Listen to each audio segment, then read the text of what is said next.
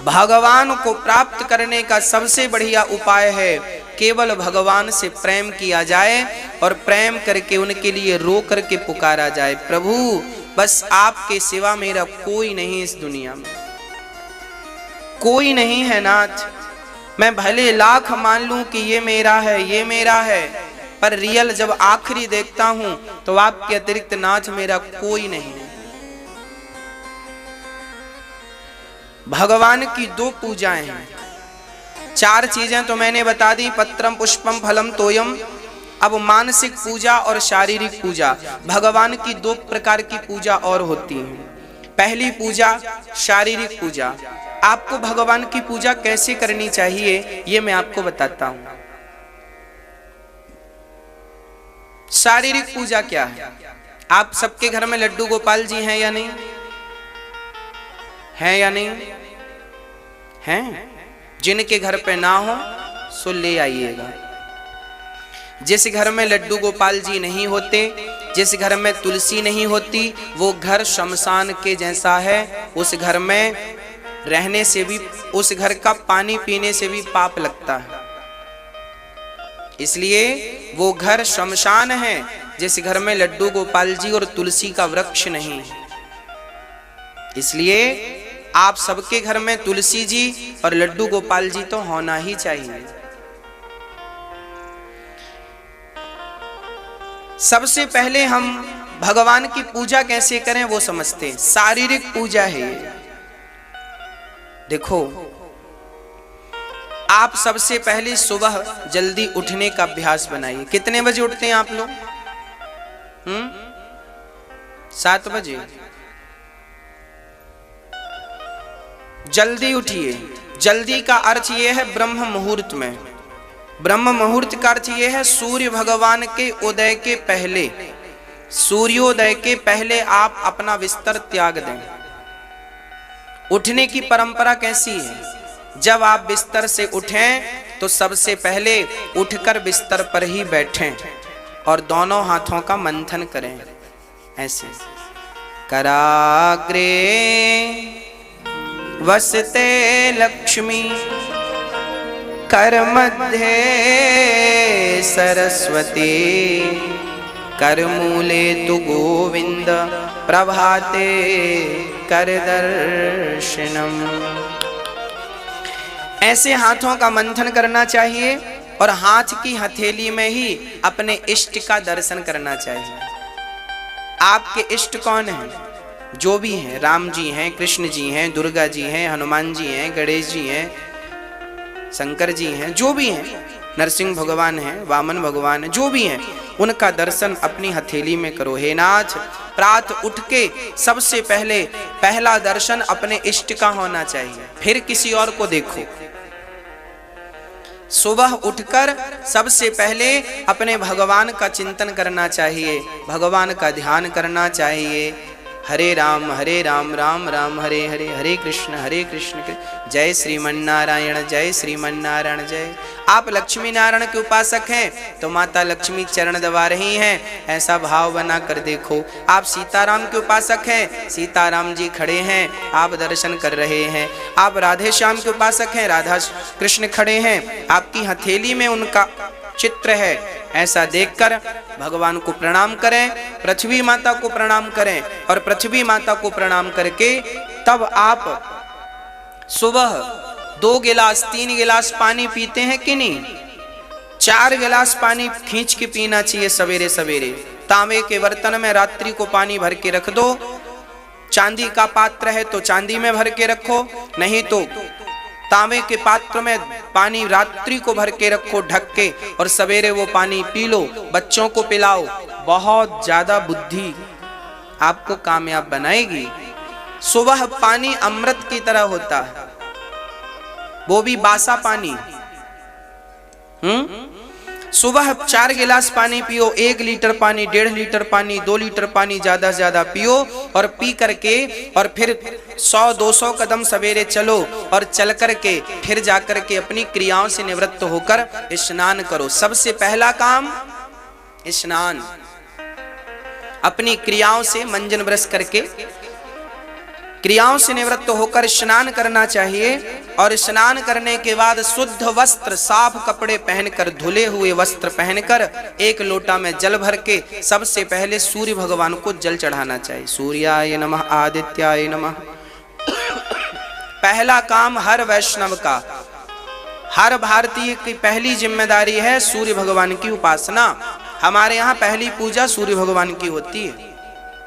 सूर्य भगवान को जल, सूर्याय नमः, सूर्याय नमः। एक सज्जन ने कहा, गुरुजी क्यों सूर्य भगवान को जल चढ़ाएं? हमने कहा ये लाइट जल रही है, इसका बिल देना पड़ेगा कि नहीं? बोलो, हम लोग लाइट जलाते हैं, बिल देना पड़ेगा कि नहीं? हाँ या ना? और सूर्य भगवान रोज आपके घर को रोशनी से भरते हैं। किसानों की फसलों में यदि सूर्य का प्रकाश ना पड़े तो क्या किसानों की फसल में अंकुरित होगा, अंकुरित होंगी? यदि किसानों की फसल में सूर्य का प्रकाश ना पड़े तो अंकुरित नहीं होंगी, याद रखिएगा। हाँ या ना? हाँ। तो जिस सूर्य भगवान ने हमारी फसलों को अंकुरित शक्ति दी, जिस सूर्य भगवान ने हमारे घर को, जीवन को प्रकाश से भरा, हमारे शरीर को विटामिन डी से भरा, क्या उन सूर्य भगवान को धन्यवाद स्वरूप हम एक लोटा जल भी नहीं चढ़ा सकते? अरे ये जल चढ़ाना नहीं है, ये तो परमात्मा का धन्यवाद दे रहे हैं। प्रभु आपका धन्यवाद। और जो लोग कहें क्यों जल चढ़ाएं, ये कृतघ्नी है, इन्हें कृतघ्नी कहते हैं। जबकि इन ईश्वर के प्रति कृतज्ञता व्यक्त करनी चाहिए। हम ईश्वर के कृतज्ञ हैं, उनको धन्यवाद देते हैं। और कुछ लोग तो धन्यवाद ना दे के गालियां देते हैं। अब ये वही लोग हैं जो जिस पत्तल में खाते हैं उसी में बड़ा का छेद कर देते हैं। इनका कोई इलाज नहीं है। आप तो केवल सूर्य भगवान को जल चढ़ाइए। सूर्य भगवान को जल चढ़ा के फिर क्या करें? जल चढ़ाने के बाद अपने घर में अपने आसन पे बैठो। आपकी आसन शुद्ध होनी चाहिए। आप जिस आसन में बैठकर पूजा करते हैं वो आसन, सारे लोग उस आसन में ना बैठें, सबकी अपनी अपनी आसनें होनी चाहिए। आसन एक माला, एक ही माला से पति पत्नी जप रहे हैं, ये ठीक नहीं है।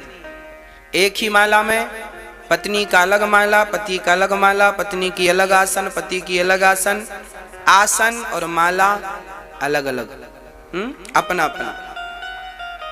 शुद्धि से रखो। आसन में बैठो, आसन बिछाओ, आसन में बैठो। एक बढ़िया सी थाली लो। अब ठाकुर जी की शारीरिक पूजा बोल रहा हूं मैं, कैसे पूजा करनी चाहिए आपको। सबसे पहले एक थाली लीजिए। आपके घर में स्टील की थाली है तो स्टील की लीजिए, चांदी की थाली है चांदी की लीजिए, सोने की थाली है सोने की लीजिए। अब थाली लेकर उस थाली में चंदन से एक स्टार बनाना चाहिए, ऐसे जैसे हम टीवी में बताकर आपको बनाकर बता रहे हैं। ये देखिए टीवी पर आप ध्यान दीजिए। थाली पर एक स्टार बनाइए, बीच में ओम लिखिए और ओम लिख के हर खंड पर आप बनाइए एक खंड में नारायणाय नमः, नारायणाय नमः, नारायणाय नमः। बोलो नारायणाय नमः, बोलो नारायणाय नमः, बोलो नारायणाय नमः। और फिर उसके हर खंड में तुलसी चढ़ाओ। देखो ये यंत्र बन गया, ये शारीरिक पूजा का विधान है। हर खंड में तुलसी चढ़ाओ, भगवान को तुलसी चढ़ाओ, फिर उसको प्रणाम करो। ये नारायण का स्वरूप है, प्रणाम करो। फिर ठाकुर जी को बिठाओ और ठाकुर जी को बिठाकर आपके घर में जो लड्डू गोपाल जी हैं इसी यंत्र के ऊपर बिठा दो। तुलसी चढ़ाकर उस यंत्र को जल चढ़ाकर फिर ठाकुर जी को बिठाओ और फिर ठाकुर जी को बिठाकर बड़े प्रेम से, गर्मी है तो ठंडा जल और ठंडी है तो गर्म जल से भगवान को स्नान कराओ। क्या कहते हुए? नारायणाय नमः, नारायणाय नमः, नारायणाय। फिर दूध से, दही से, घी से, शक्कर से, शहद से, जो आपकी सामर्थ्यता है। नहीं है तो केवल सिंपल जल से स्नान कराओ। नारायणाय नमः, नारायणाय नमः, नारायणाय नमः, नारायणाय नमः, नारायणाय नमः। मंत्र यही चलेगा। आप कुछ भी स्नान कराओ, मंत्र यही चलेगा, नारायणाय नमः, नारायणाय नमः। फिर भगवान को शुद्ध जल से स्नान करा के बढ़िया सुंदर से ठाकुर जी को पूरा स्नान कराओ, एक एक अंग को नहलाओ। और उसके बाद ठाकुर जी को उठाकर बढ़िया से वस्त्र से, टॉवेल से, जैसे बच्चे को कैसे नहलाकर माँ पहुंचती है, ऐसे ठाकुर जी को नहलाकर पहले उनसे आशीर्वाद लो, मस्तक पे रखो, धारण करो और फिर उनको बढ़िया टॉवेल से पोंछो, साफ वस्त्र से पोंछो। भगवान को पोंछकर बढ़िया सा उनको आसन पर बिठाओ, बढ़िया सी आसन पर बिठा दो। और उसके बाद भगवान का अब श्रृंगार करो, अपने हाथ से श्रृंगार किया करो। उनके कपड़े बदलना, उनके वस्त्र उनको पहनाना, बढ़िया से वस्त्र पहनाओ। ठाकुर जी को वस्त्र पहनाकर उनको यही बार बार मंत्र चलता रहे, नारायणाय नमः, नारायणाय नमः, नारायणाय नमः, नारायणाय नमः। अब वस्त्र पहनाओ। वस्त्र पहनाने के बाद आप बढ़िया ठाकुर जी के लिए मोतियों की माला, सामर्थ्यवान हो तो सोने की माला। फिर ये जो भगवान को नहलाने का जल बचाना, वो आप प्रसाद स्वरूप ग्रहण कीजिएगा। वो चरणामृत है, वो चरणामृत बन जाता है। और भगवान को फिर श्रृंगार कीजिएगा, उनको बढ़िया माले पहनाइएगा, उनके गले पे हार पहनाइएगा, कान में सुंदर सुंदर बाले पहनाइएगा। हर प्रकार से ठाकुर जी की सेवा आप करें, वो भी बड़े प्रेम से, बड़े भाव से। वैसे ही जैसे एक माँ अपने बेटे का श्रृंगार करती है, ऐसे भक्त को अपने भगवान का श्रृंगार करना चाहिए। यही तो भक्ति है। भगवान को दिया हुआ जितना वक्त आपने उन्हें दिया है, बस वही समय सार्थक है। भगवान को सारा श्रृंगार करके, और जब पूरा श्रृंगार हो जाए तो ठाकुर जी को बढ़िया सी मुकुट पहनाकर, ठाकुर जी को बांसुरी देकर, और फिर बढ़िया सा ठाकुर जी को उनका श्रृंगार उन्हीं को बताओ। उनकी तुलसी, भगवान के मस्तक पर तुलसी चढ़ाना ना भूला करिए। ठाकुर जी तुलसी मस्तक पर चढ़ाएं आप, फिर उनके लड्डू पर चढ़ाएं। लड्डू गोपाल जी ने हाथ में जो लड्डू लिया उसमें चंदन लगाकर तुलसी में लड्डू पे रख दें ताकि वो गिरे ना तुलसी, और मस्तक पर रख दें। और नारायणाय नमः कह के अर्चन करें तुलसी से। बहुत सारी 11 पत्ता ले लें तुलसी के, और हर पत्ते को नारायणाय नमः कह के चढ़ाते जाएं। नारायणाय नमः, नारायणाय नमः, नारायणाय नमः, नारायणाय नमः।